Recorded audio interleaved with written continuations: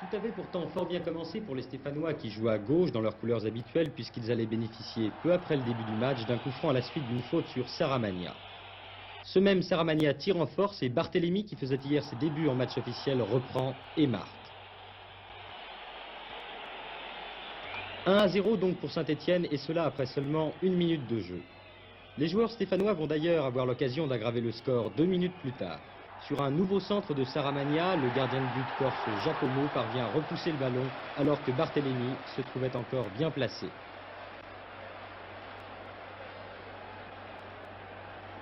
Les Stéphanois continuent à dominer ce match et il faut attendre la 25e minute de jeu pour voir la première occasion niçoise. Sur une passe de Katalinski, Biekovic tire, mais Kurkovic parvient à bloquer le ballon en 2 temps. Mais hormis cette action, ce sont toujours les Stéphanois qui se montrent les plus dangereux. À la suite de cette nouvelle attaque, ils vont bénéficier d'un corner. Et sur un mauvais renvoi de la défense niçoise, Dominique Battenet manque de peu une reprise de volée après un centre de Janvion.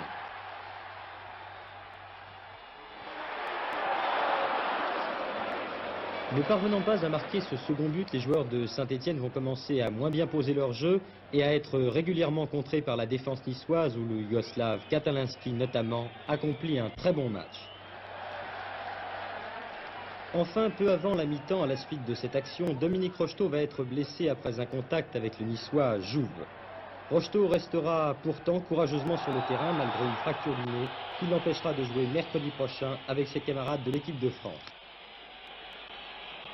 Dominés durant les 45 premières minutes, les Niçois vont prendre l'ascendant sur les joueurs de Saint-Étienne dès le début de la seconde mi-temps. Et à la 52e minute, Biekovic égalise en reprenant de voler un centre de Huck.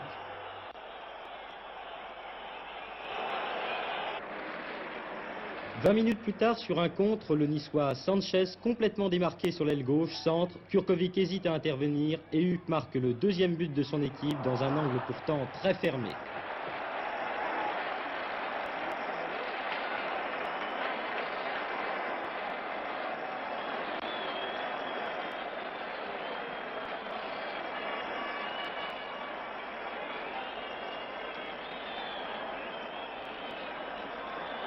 Durant le dernier quart d'heure, les joueurs stéphanois, notamment par Osvaldo Piazza, vont tout faire pour égaliser.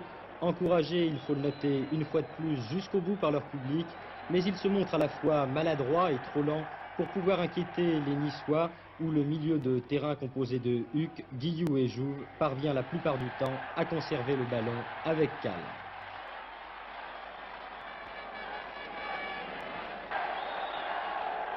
Le score donc en restera là, les joueurs niçois décevant 3 jours avant face à Metz, remportant là un succès mérité au dire même de l'entraîneur de Saint-Étienne Robert Herbin.